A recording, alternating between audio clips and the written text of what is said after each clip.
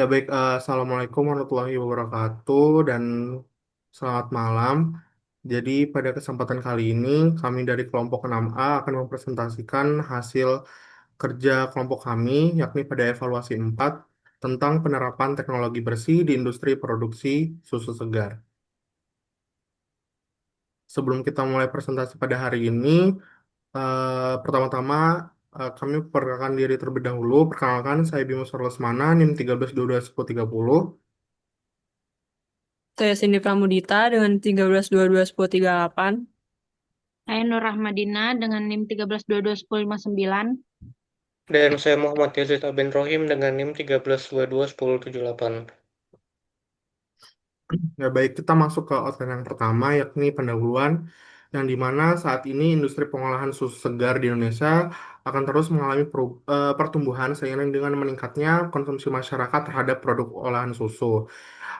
Saat ini Jawa Timur merupakan salah satu provinsi yang memproduksi susu tertinggi, yang dimana terdapat berbagai macam koperasi-koperasi peternak sapi yang memainkan peran penting dalam penyediaan bahan baku, yakni salah satu contohnya adalah yang kita angkat pada evaluasi ini adalah KUD Sidoluhur. Selanjutnya, aktivitas produksi susu ini tentunya akan menimbulkan dampak lingkungan bagi eh, udara ataupun air ataupun tanah, sehingga eh, dari aktivitas produksi tersebut tentunya akan memiliki beberapa macam kegiatan yang sudah kami analisis melalui LCA, yang tentunya selanjutnya akan menemukan titik hotspot dari kegiatan produksi tersebut.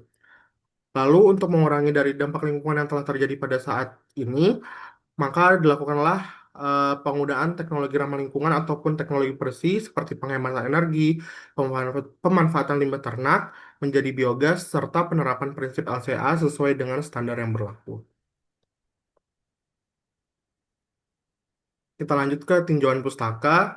Sebelum kita mengetahui apa itu teknologi, apa itu peraturan terkait teknologi bersih, kita harus tahu apa sih teknologi bersih itu. Yang dimana teknologi bersih atau produksi bersih merupakan salah satu pendekatan dalam mengolah proses produksi untuk menciptakan produk dan layanan secara lebih efisien. Ada juga yang menyebutkan bahwa produksi bersih ini bertujuan untuk menghematkan energi, air, ataupun bahan baku, serta mengurangi limbah dari bahan yang berbahaya.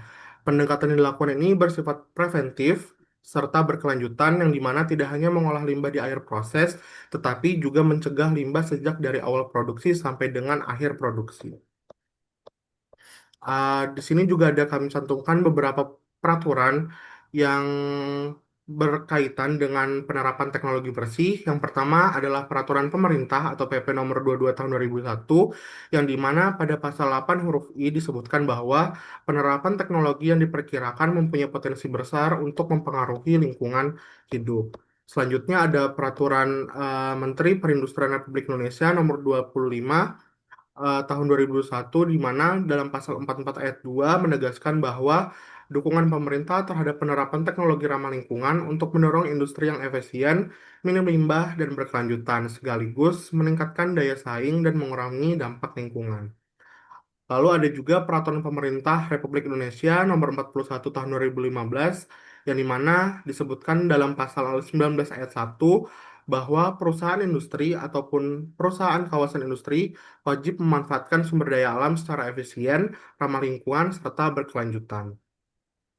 Selanjutnya ada Peraturan Menteri Lingkungan Hidup dan Kehutanan Nomor 1 Tahun 2001, yang dimana dalam peraturan itu disebutkan bahwa penerapan teknologi bersih sebagai bagian dari penilaian dari proper untuk mendorong perusahaan untuk melampaui ketaatan minimum melalui efisiensi sumber daya serta pengurangan limbah dan perlindungan lingkungan secara berkelanjutan. Selanjutnya, gambaran umum industri. KUD Sidoluhur adalah koperasi unit desa yang bergerak di bidang peternakan sapi perah berlokasi di Kabupaten Kediri, Jawa Timur. Koperasi ini mengelola pengumpulan dan distribusi susu segar dari peternak lokal ke industri pengolahan susu. Proses produksi susu segar di industri ini melibatkan beberapa tahapan kegiatan. Yang pertama ada pemeliharaan peternakan, yaitu meliputi pemberian pakan bergizi, air minum cukup, serta kebersihan kandang yang dijaga setiap hari untuk mendukung kesehatan dan produktivitas sapi. Yang kedua, pemerahan dan pengumpulan susu. Pemerahan dilakukan manual 2 kali sehari oleh peternak, lalu susu dikumpulkan dalam wadah bersih dan segera disetor ke koperasi agar kualitasnya tetap terjaga. Yang ketiga, ada transportasi peternak ke KUD Sidoluhur, yaitu peternak mengangkut susu ke koperasi setiap hari menggunakan kendaraan pribadi seperti motor modifikasi atau roda 3 untuk menjaga kesegaran susu. Lalu penampungan susu di koperasi, susu ditampung dalam tangki berpendingin pada suhu sekitar 4 derajat Celcius untuk menjaga kesegaran sebelum dikirim ke pabrik pengolahan. Yang terakhir ada transportasi dari KUD ke pabrik pengolahan. Susu diangkut ke pabrik menggunakan truk tangki berpendingin berkapasitas 5.300 liter dan tangki dibersihkan setelah pengiriman untuk mencegah kontaminasi. Baik, selanjutnya industri susu di KUD Sidoluhur ini pada kegiatan pemerahannya masih dilakukan secara manual. Hal ini tidak efisien dalam tenaga dan waktu. Kemudian produksi susu ini juga bergantung pada sumber daya alam seperti rumput, air, dan konsentrat untuk pakan serta air bersih untuk keperluan minum dan pembersihan kandang. Selanjutnya, kotoran sapi dan limbah cair dari aktivitas pembersihan kandang ini dibuang langsung ke lingkungan dan tanpa proses pengolahan, di mana pada limbah cair tersebut mengandung senyawa pencemar seperti amonia, BOD, COD, dan TSS. Terakhir, proses transportasi susu juga masih menggunakan kendaraan berbahan bakar fosil, sehingga hal tersebut berkontribusi dalam pencemaran udara dan perubahan iklim dari emisi yang dihasilkan. Selain itu, penggunaan energi dalam penampungan susu juga masih bergantung pada listrik dari sumber konvensional. Baik, berikutnya masuk ke life cycle inventory. Jadi dari empat tahapan tadi, kita masukkan input dan output dan juga emisi yang ada. Misalnya pada kegiatan peternakan, kita memasukkan input berupa rumput, konsentrat, air pakan dan minum sapi, kemudian air pembersihan kandang dan juga listrik. Kemudian output yang ada adalah air limbah dan susu segar. Kemudian kita juga memasukkan emisinya. Yang pertama emisi ke udara berupa CO2, lalu ada N2O dan juga CH4.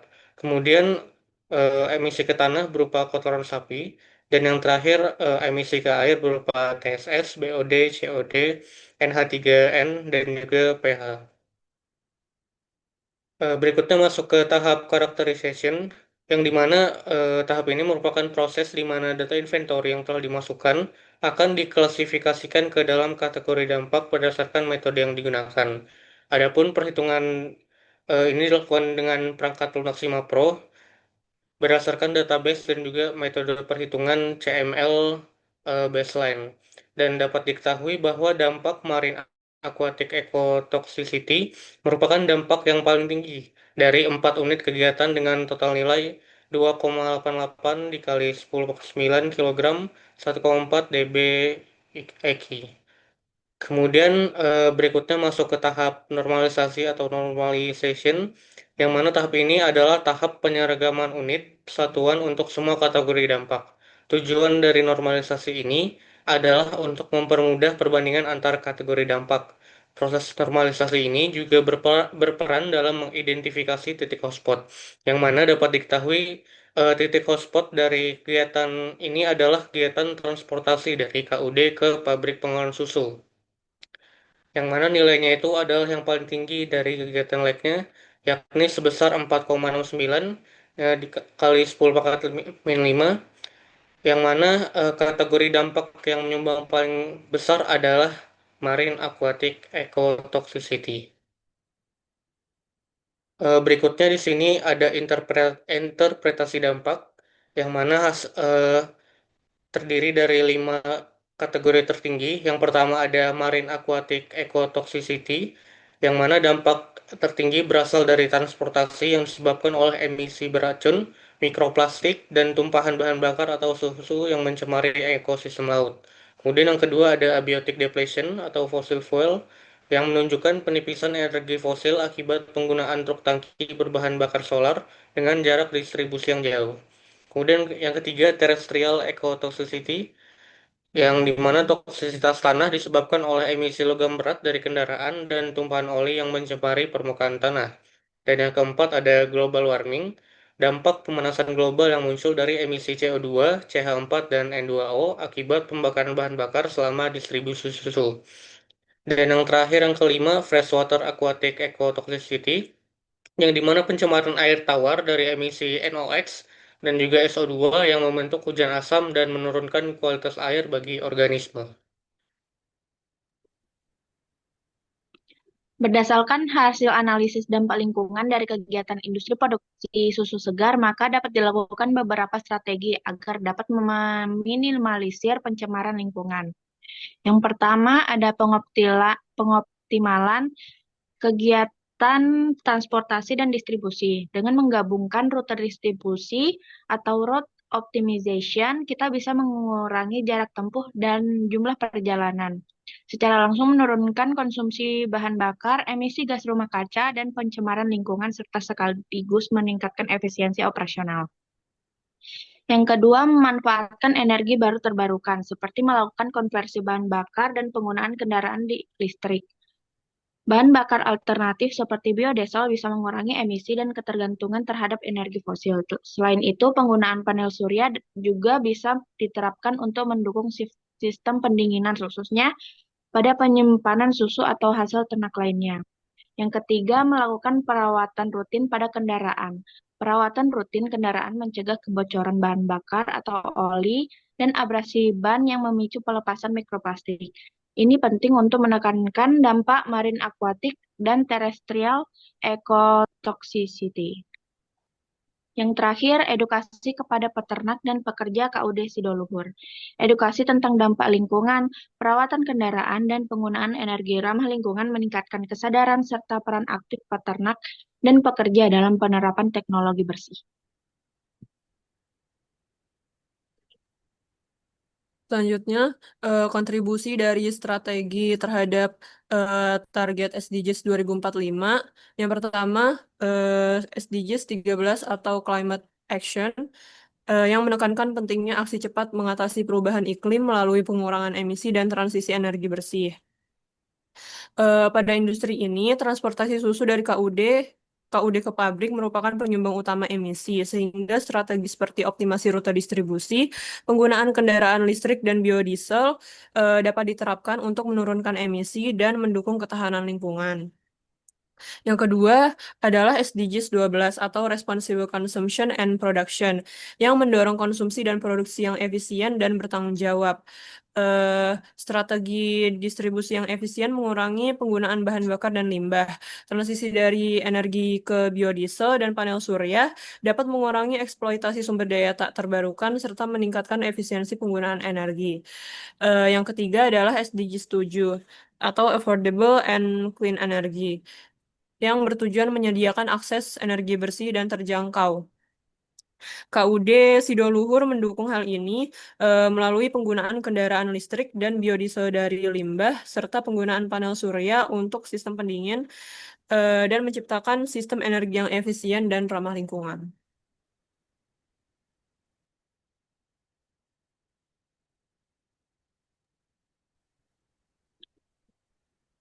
Adapun kesimpulan dan saran dari produksi susu segar KUD Sidoluhur, yang pertama, dampak lingkungan produksi susu di KUD Sidoluhur menimbulkan emisi gas rumah kaca, pencemaran air, dan konsumsi bahan bakar fosil yang tinggi.